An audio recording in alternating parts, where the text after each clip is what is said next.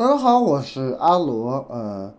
今天的话呢，我们来聊一聊我们的一个柴犬币啊。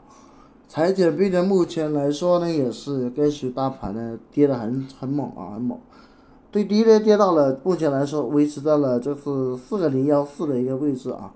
那么呢，它的下跌呢跟大盘是有关系的，比特币呢也是跌回到有些人说比特币会跌到52000，它可能截停啊，个人认为也是可以的。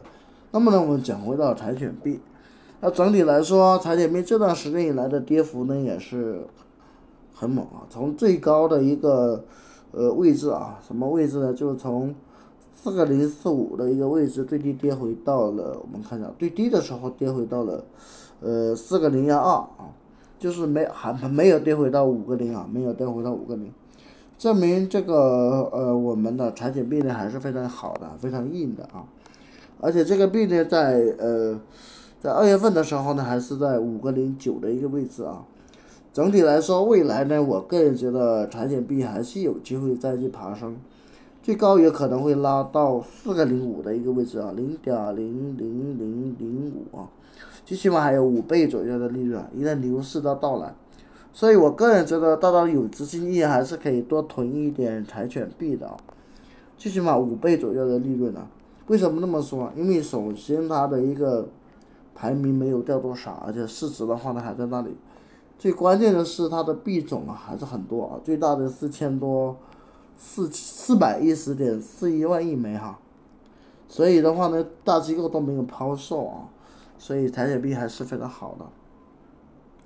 而且呢，从新闻层面来说，大家依然还是非常看好啊这个迷你板块的币种啊，包括柴犬币啊，对吧？而且从这里来看啊，大家看一下啊，整体来说的话呢，虽然说流出量啊大了一些，但是也不乏有人在趁机加仓，所以个人觉得柴犬币还是可以的。大家有机会的话呢，依然还是可以买啊，不用担心啊。我觉得牛市回来以后，它最起码5倍左右的利润啊。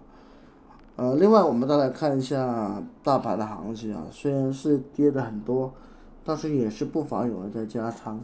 我认为牛市还在啊，大家不用担心啊，未来回到7万还是有机会的，大家有机会该加仓还是可以。那买什么币合适呢？